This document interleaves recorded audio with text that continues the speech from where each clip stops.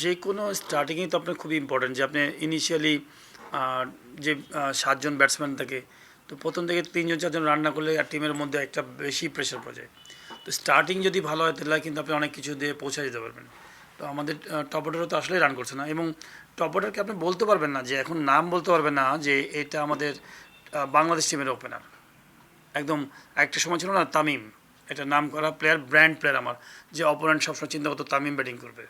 তো আপনি এই মুহূর্তে আমার মনে হয় বাংলাদেশ টিমে কোনো একটা ওপেনারের কথা বলতে পারবেন না যে স্ট্যাবলিশড ওপেনার, ধারাবাহিক ওপেনার, যে লাস্ট 1 বছর ধরে রানের পর রান করে আছে।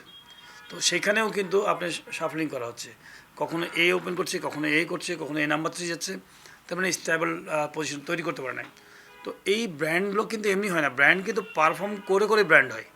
তো যাই হোক, পারফরমেন্স নাই বলে তো আজকে এই অবস্থা। আমার কাছে মনে হয় যে এটা যত দ্রুত সম্ভব এটা কিন্তু টিম করে দেবে না, ইন্ডিভিজুয়াল প্লেয়ারকেই করতে হবে। আপনি কি ডোমেস্টিকে দেখবেন, এই খেলাগুলো দেখবেন যে কয়েকশো রান করছে, কিন্তু যখনই আমরা আন্তর্জাতিক পর্যায়ে খেলতে যাচ্ছি সেখানে কিন্তু ভালো করছি না, যার বিকজ হচ্ছে আমরা নিজেদেরকে ইমপ্লিমেন্ট করতে পারছি না ঠিকমতো। আমাদেরকে ওই লেভেলে যাওয়ার জন্য আমাদের নিজেদের আরও পরিশ্রম করতে হবে, ভালো পারফর্ম করার জন্য, ওই লেভেলের প্লেয়ার হওয়ার জন্য।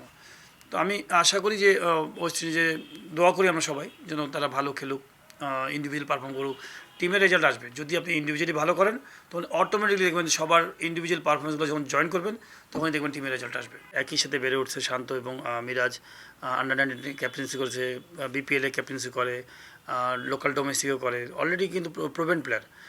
আমার মনে হয় না খুব একটা বেশি প্রবলেম হবে। এবং বাংলাদেশ টিমের সবচেয়ে বড় একটা জিনিস কি, ক্যাপ্টেন্সির জন্য কিন্তু কোনো প্রবলেম হচ্ছে না। আমার মনে হয় প্রবলেমটা হচ্ছে শুধুমাত্র পারফরমেন্সে।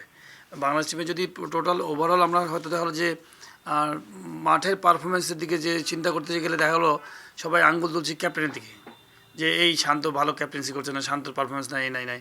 টোটাল ওভারঅল সবাই ভালো করছে না, যার জন্য কিন্তু টিমের এত কলাপস।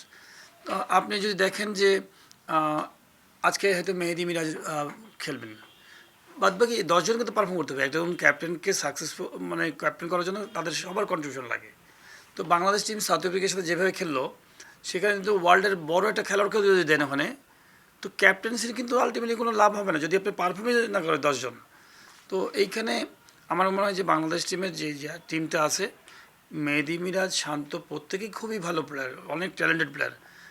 প্রবলেম হচ্ছে আমাদের টিমের প্লেয়ারদেরকে পারফর্ম করতে হবে ইন্ডিভিজুয়ালি সবাইকে, যারা যার যে কাজ আছে সেই কাজটা বড় ধরনের করতে হবে। বোলিং ডিপার্টমেন্টটা মোটামুটি ভালো কাজ করছিল তাইজুল, ব্যাটিংয়ে তো কেউই রান করছে না। তো টেস্ট ম্যাচে যদি আপনি রান না করেন তো আপনি ম্যাচ জিতবেন কোথা থেকে?